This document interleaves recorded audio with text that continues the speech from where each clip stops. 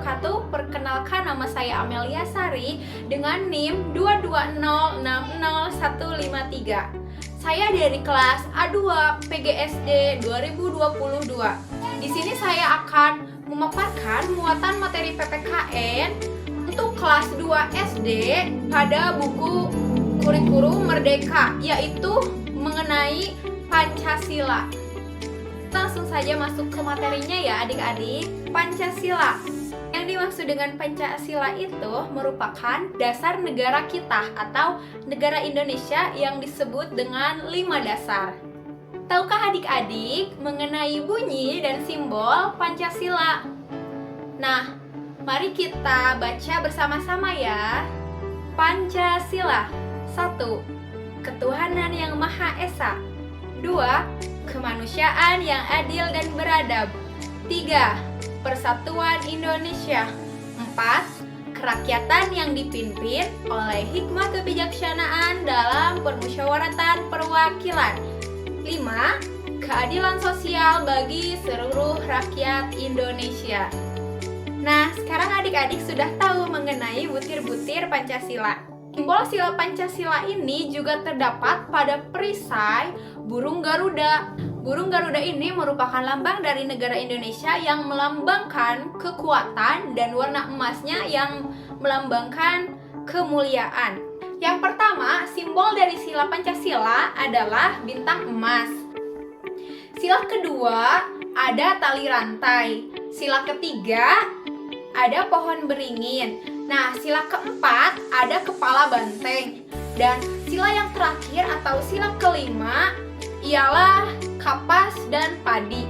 Kalau sila pertama ini bermakna bangsa Indonesia beriman kepada Tuhan yang Maha Esa. Bintang berwarna kuning keemasan melambangkan cahaya Tuhan sebagai cahaya rohani bagi umat manusia.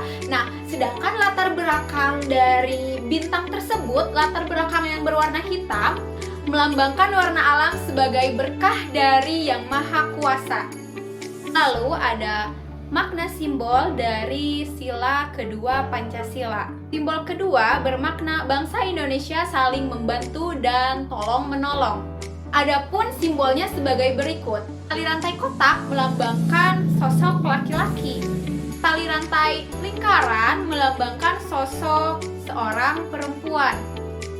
Warna emas pada rantai tersebut melambangkan kejayaan dan keagungan. Dan latar merah pada rantai tersebut melambangkan sikap berani. Makna simbol sila ketiga Pancasila. Simbol ketiga merupakan pohon beringin. Simbol sila ketiga bermakna sebagai bangsa Indonesia menjunjung tinggi persatuan dalam keragaman.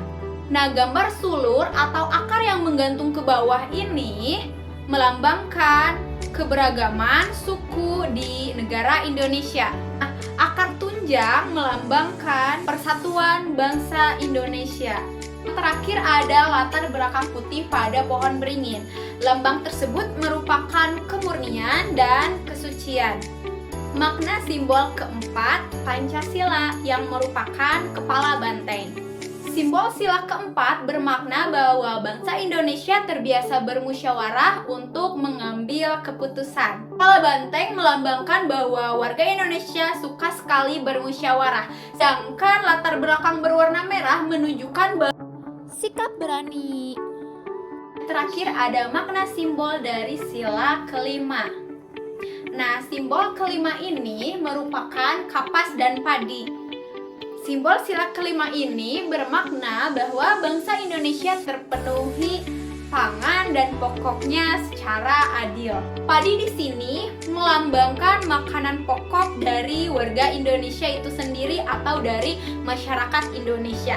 Sedangkan kapas di sini melambangkan sandang atau pakaian yang dikenakan oleh masyarakat Indonesia. Latar belakang putih menunjukkan kesucian dan kemurnian.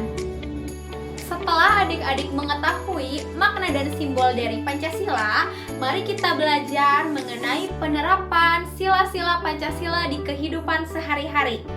Sebagai bangsa Indonesia, Pancasila merupakan pedoman kita dalam bertindak. Oleh karena itu, tindakan yang akan kita lakukan harus sesuai dengan Pancasila.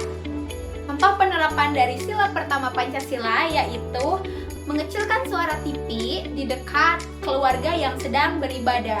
Nah, yang kedua, contoh penerapannya adalah tidak mengajak teman atau tidak makan di depan teman yang sedang berpuasa. Contoh penerapan pada sila yang kedua yaitu mengumpulkan sumbangan dan membagikannya kepada orang yang membutuhkan. Kemudian contoh berikutnya ada membantu ibu untuk membersihkan kamar tidur atau membersihkan rumah. Sedangkan contoh penerapan dari sila ketiga yaitu menonton acara pertunjukan daerah bersama keluarga. Kemudian, bermain bersama teman tanpa membedakan ras, budaya, maupun warna kulit. Adapun contoh keempat dari sila Pancasila, yaitu terbiasa dalam bermusyawarah untuk mengambil keputusan. Seperti contohnya, adik-adik bermusyawarah dalam menentukan KM di dalam kelas. Adapun penerapan dari sila terakhir Pancasila atau sila kelima Pancasila ialah memuji karya hasil teman. Adik-adik bahwa gotong royong merupakan nilai yang sangat tepat dari contoh semua sila Pancasila. Sesuai dengan sila pertama, yaitu dilakukannya karena untuk beribadah kepada Tuhan Yang Maha Esa. Nah, yang kedua, karena didasari pada nilai-nilai kemanusiaan. Dan selanjutnya, sila ketiga, karena tidak dapat berjalan tanpa adanya rasa persatuan.